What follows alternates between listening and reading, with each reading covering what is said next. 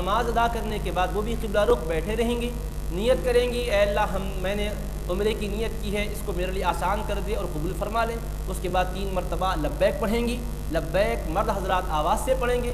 تاکہ دائیں بائیں جو لوگ ہیں ان تک بھی آواز پہنچے۔ خواتین آہستہ تلبیہ پڑھیں گی، اتنی آہستگی کے ساتھ کہ کانوں میں آواز پہنچے، دائیں بائیں والوں تک آواز نہ پہنچنے پائے، عورت کی آواز بھی پردے میں ہے۔ یہ اس طرح سے ان کا احرام ہو جائے گا، وہ احرام کے اندر داخل ہو جائیں گے۔ لیکن اگر نماز پڑھنے کی حالت میں خواتین نہ ہوں تو ان کو غسل کرنے کے بعد صرف نیت کرنا چاہیے، نماز وغیرہ نہیں پڑھیں گی، وہ نیت کے ساتھ وہ اب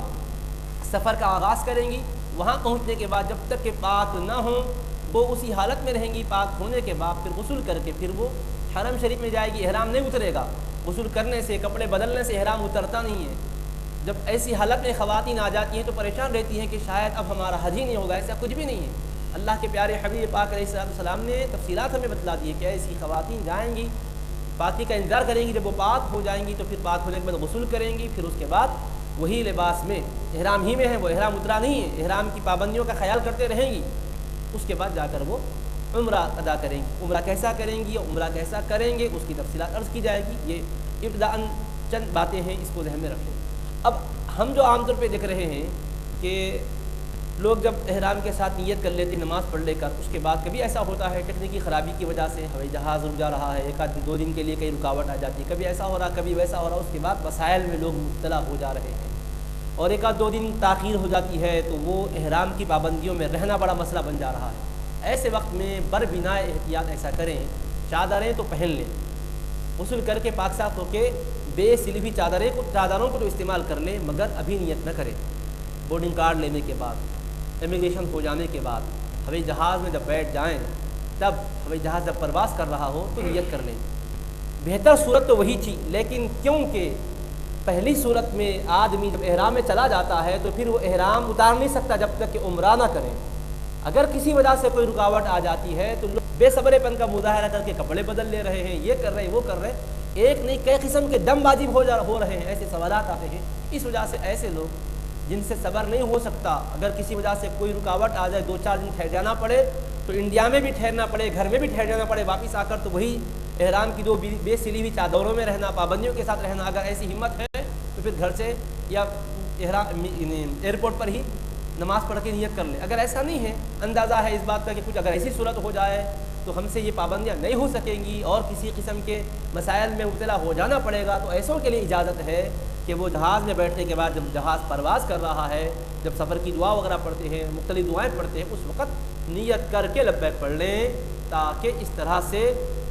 کوئی دوسری صورت ہونے پر ان کو مسائل نہ ہونے پائے۔ اس کے بعد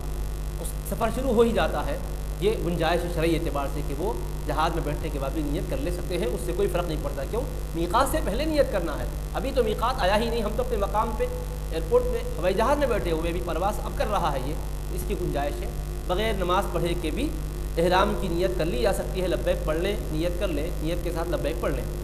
اب جب ہم جدہ پہنچیں گے تو وہاں جانے کے بعد ظاہر سی بات ہے کہ کچھ قانونی کارروائیاں کرنے کا ٹائم ہو جاتا ہے ایئرپورٹ پر، تو ذہنی طور پر تیار رہیں کہ چند گھنٹے، 6 گھنٹے، 7 گھنٹے یا کم و بیش کچھ بھی کیوں نہ ہو جائے، ہمیں صبر کرتے ہوئے رہنا ہے، بے صبری کا مظاہرہ نہیں کرنا ہے اور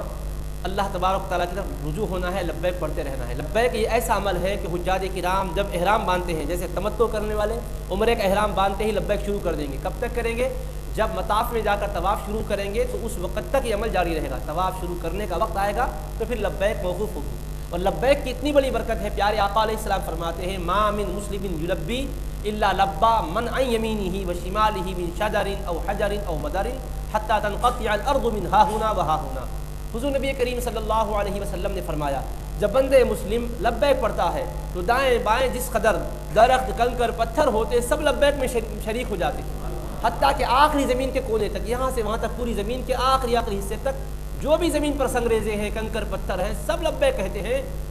اور ان کے لبیک کا ثواب بھی اس حاجی کو اللہ پاک عطا فرما دیتا ہے، گواہی دیتے ہیں محشر کے میدان میں۔ اور یہاں یہ بات بھی غور کر لیں کہ ہم لبیک پڑھتے ہیں تو ہم کو اپنا لبیک تو سنائی دیتا ہے، ہمارے ساتھی پڑھتے ہیں تو ان کا لبیک سنائی دیتا ہے، لیکن پتھر اور کنکر پڑھ رہے ہیں ہم سنے کبھی؟ لیکن اللہ نے اپنے حبیب کو کیا شان دی ہے، کیسی قوت سماعت دی ہے کہ اللہ کے حبیب انسانوں ہی کی بولی کو نہیں سنتے ہیں، سنگریزوں کی بولی کو بھی سنتے ہیں، کنکر پتھر کی بولی کو بھی سنتے ہیں، ان کے لبیک پڑھنے کو بھی سنتے ہیں۔ اور کیا فرما رہے ہیں؟ زمین کے آخری کونے تک کے کنکر پتھر لبیک پڑھنے لگتے ہیں۔ ایک حصے سے زمین سے لے کر آخری حصے زمین تک کے سنگریزوں کے لبیک کو سننے کا مطلب یہ ہوا کہ نبیوں کے سردار کائنات ارضی کے آخری کونے سے بھی کوئی چیز کہی جاتی ہے تو سنتے ہیں اللہ کی عطا سے۔ جب لبیک پڑتا ہے کنکر پتھر اور یہ زمینی چیزیں تو ان کے لبیک کو سنتے ہیں، تو امتی اگر تڑپتے دل سے نبی کریم علیہ السلام کی بارگاہ میں صلاۃ و سلام کے نذرانے پیش کرتا ہے تو آقا کیسے نہیں سنیں گے؟ سنگریزوں کے لبیک کو سننے والے حبیب اپنے امتیوں کے، اپنے جانثار غلاموں کے لبیک کو، صلاۃ و سلام کو، ان کی التجاؤں کو کیوں کرنا سنیں گے؟ اللہ نے آپ کو شان عطا کی ہے، یہ بھی اس سے بات معلوم ہو رہی ہے۔ الغرض ہم یہ لبیک پڑھتے پہنچیں گے تو وہاں پر بھی یہی ہوگا، ہوائی جہاز میں ہم بیٹھ رہے ہیں تو لبیک، اتر رہے ہیں تو لبیک، کوئی سامنے آ رہا ہے تو لبیک اللہم لبیک، بلندیوں پہ چڑھتے ہوئے، بلندیوں سے اترتے ہوئے، ہر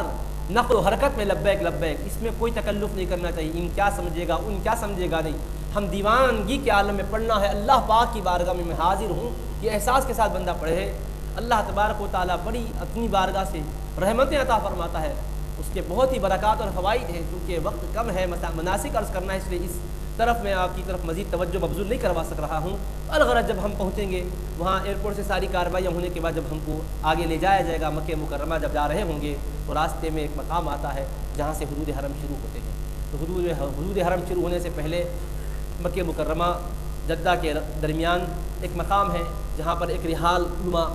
وہاں پر ایک رحال کی شکل میں بنا ہوا حصہ ہے، قرآن کریم گویا کہ رکھا کھلی رحال شریف ہے، ایسا ایک کمان کے جیسا آپ ملاحظہ فرمائیں گے، تو وہاں سے گویا حدود حرم شروع ہو رہے ہیں۔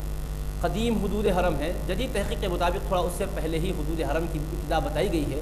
جہاں چیک پوسٹ ہے وہاں بائیں سیدھے جانب ایک مسجد ہے،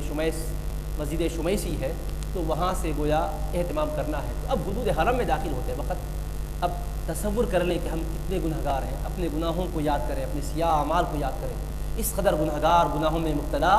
اتنی پاکیزہ زمین پر جانے کا اللہ پاک شرف دے رہا ہے، تو اللہ پاک کی بارگاہ میں عرض کریں پروردگار عالم تیرے حرم میں جب تو بلا رہا ہے تو مولا حرم کے آداب بجا لانے والا بھی بتا دے،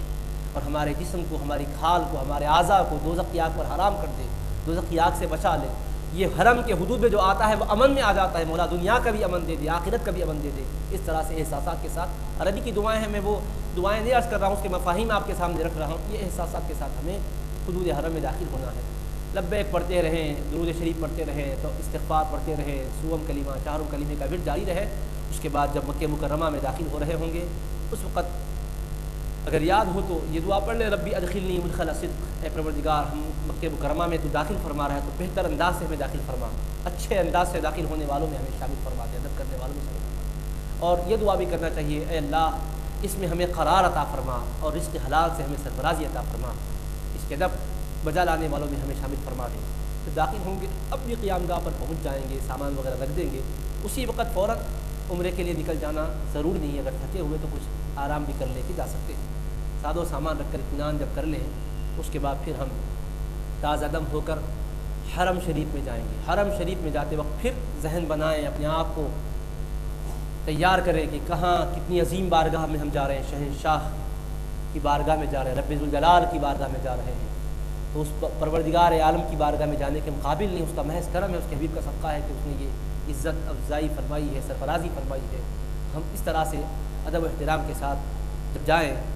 تو باب کون سا ہے جس سے ہم کو جانا زیادہ بہتر بتلایا گیا تو وہ باب السلام ہے، سلام کے نام سے دروازہ ہے، باب السلام کے نام سے اس سے داخل ہونا چاہیے۔ لیکن ظاہر ہے حرم شریف کافی اس کی توسیع ہو چکی ہے، مسجد حرام شریف کے باب السلام تک پہنچنے کے لیے پھر ایک تلاش کرنے کی اگر ہمت نہیں ہے تو حسب سہولت کسی بھی دروازے سے جا سکتے ہیں۔ جب حرم شریف میں داخل ہوں تو بادب داخل ہوں، نظریں جھکی ہوئی ہوں ادب کے ساتھ، پھر دعا پڑھ لیں جو دعا ہم عام طور پہ پڑھتے ہیں، بسم اللہ والصلاۃ والسلام علی رسول اللہ، اللہم افتح لی ابواب رحمتک۔ اور اس بات کا بھی اگر ہم اہتمام کر سکتے تو کر لیں، ایک چھوٹی سی ہم جو ہے تھیلی بنا لیں، کپڑے کی تھیلی، تاکہ چپل جوتے وغیرہ اس پہ ہم رکھ لے سکیں، اس پہ رکھ کے پھر اندر داخل ہونے کے بعد مختلف ڈبے